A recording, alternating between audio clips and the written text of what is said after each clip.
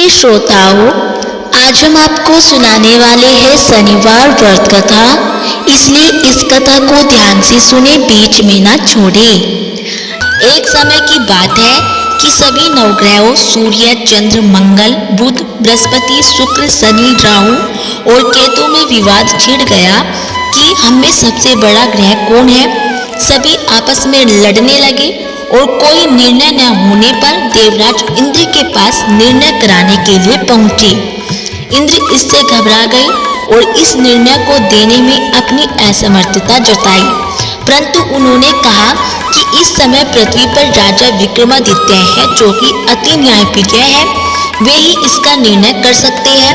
सभी ग्रह एक साथ राजा विक्रमादित्य के पास पहुंचे और अपना विवाद बताया, साथ ही निर्णय के लिए कहा। राजा इस समस्या से अति चिंतित हो उठे, क्योंकि वे जानते थे कि जिस किसी को भी छोटा बताया वही कुपित हो जाएगा।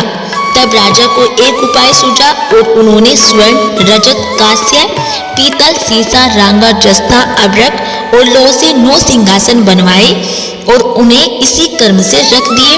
फिर उन सबसे निवेदन किया कि आप सभी अपने अपने सिंहासन पर स्थान ग्रहण करो। जो अंतिम सिंहासन पर बैठेगा वही सबसे छोटा ग्रह होगा। इस अनुसार लोह का सिंहासन सबसे बाद में होने के कारण शनिदेव सबसे बाद में बैठे, तो वही सबसे छोटे कहलाए। उन्होंने सोचा कि राजा ने यह जानबूझकर किया है। उन्होंने कुपित होकर राजा से कहा कि राजा, तू मुझे नहीं जानता है। सूर्य एक राशि में 1 महीना, चंद्रमा 2.25 महीना 2 दिन और मंगल 1.5 महीना, बृहस्पति 13 महीना व बुध और शुक्र 1 महीना विचरण करते हैं। परंतु मैं 2.5 से 7.5 साल तक रहता हूँ। बड़े बड़ों का मैंने विनाश किया है।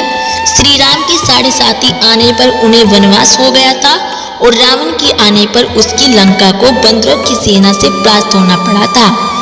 अब तुम सावधान रहना।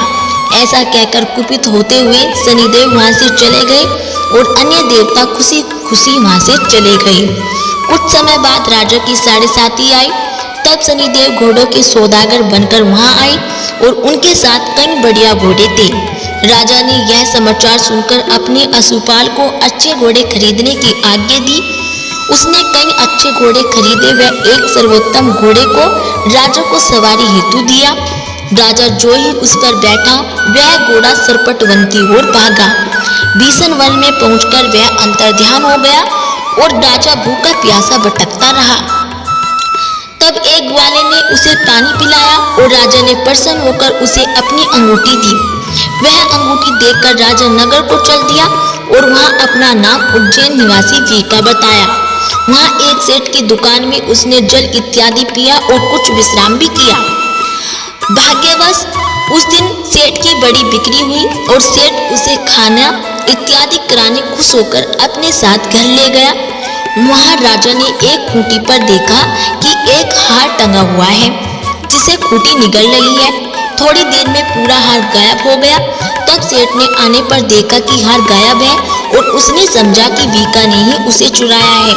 उसने वीका को कोतवाल के पास पकड़वा दिया और फिर वहां के राजा ने भी उसे चोर समझकर हाथ पैर कटवा दिए।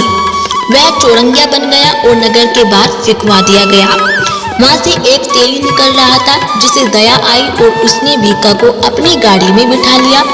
वीका अपनी आवाज देकर बैलों को हाँकता रहता और उस काल राजा की शनि दशा समाप्त हो गई थी। वर्षा काल आने पर वह मल्हार गाने लगा। तब वह जिस नगर में था, वहां की राजकुमारी मनभावनी को वह इतना भाया कि उसने मनी मन प्रण कर लिया कि वह उस राग गाने वाले से ही विवाह करेगी। उसने दासी को ढूंढने भेजा। दासी ने बताया कि वह एक चौरंगिया है, परंतु राजकुमारी ना मानी और अगले ही दिन से उठते ही वह अनशन पर बैठ गई कि विवाह करेगी तो उसी से। उसे बहुत समझाने पर भी जब वह नहीं मानी तो राजा ने उस तेली को बुला भेजा और विवाह की तैयारियां करने को कहा। फिर उसका विवाह राजकुमारी से हो गया और तब एक दिन सोते हुए स्वप्न में शनिदेव भगवान ने राजा से कहा कि राजन, देखा तुमने मुझे छोटा बताकर कितना दुख झेला है। तब राजा ने उसे क्षमा मांगी और प्रार्थना की कि हे शनिदेव भगवान, जैसा दुख मुझे दिया है किसी और को न देना। शनिदेव भगवान मान गए और कहा कि जो मेरी कथा और व्रत करेगा उसे मेरी दशा में कोई दुख नहीं होगा। जो नित्य मेरा ध्यान करेगा और चींटियों को आटा डालेगा उसके सारे मनोरथ पूर्ण होंगे। साथ ही राजा को हाथ पैर भी वापस कर दिए और प्रातः आँख खुलने पर राजकुमारी ने देखा तो वह आश्चर्यचकित रह गई कि वीका ने उसे बताया कि वह उज्जैन का राजा विक्रमादित्य है। सभी अत्यंत प्रसन्न हुए और सेठ ने जब सुना तो वह पैरों पर गिरकर क्षमा मांगने लगा और राजा ने कहा कि वह तो शनिदेव का कोप था, इसमें किसी का कोई दोष नहीं था। सेठ ने फिर निवेदन किया कि मुझे शांति तभी मिलेगी जब आप मेरे घर चलकर भोजन करेंगे।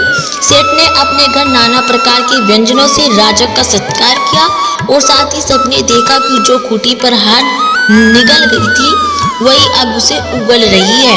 सेठ ने अनेक मोहरे देकर राजा का धन्यवाद किया और अपनी कन्या श्री कंवारी से पानी ग्रहण का निवेदन किया। राजा ने सहर्ष स्वीकार कर लिया और कुछ समय पश्चात राजा अपनी दोनों रानियों मनभावनी और श्री कंवारी को सभी उपहार सहित लेकर उज्जैन नगरी को चले गए। वहां पुरवासियों ने सीमा पर ही उनका स्वागत किया और सारे नगर में दीपमाला हुई। वह सबने खुशी मनाई। राजा ने घोषणा की कि मैंने शनिदेव को सबसे छोटा बताया था, जबकि असल में वही सर्वोपरि है। तब से सारे राज्य में शनिदेव की पूजा और कथा नियमित होने लगी और सारी प्रजा ने बहुत समय खुशी और आनंद के साथ बिताया। जो कोई शनिदेव की इस कथा को सुनता या पढ़ता है उसके सारे दुख दूर हो जाते हैं और व्रत के दिन इस कथा को अवश्य पढ़ना चाहिए। तो दोस्तों, ये थी शनिवार की व्रत कथा। यदि आपको हमारी कथा अच्छी लगी हो तो प्लीज़ हमारी वीडियो को लाइक करें और चैनल को सब्सक्राइब करना ना भूलिए।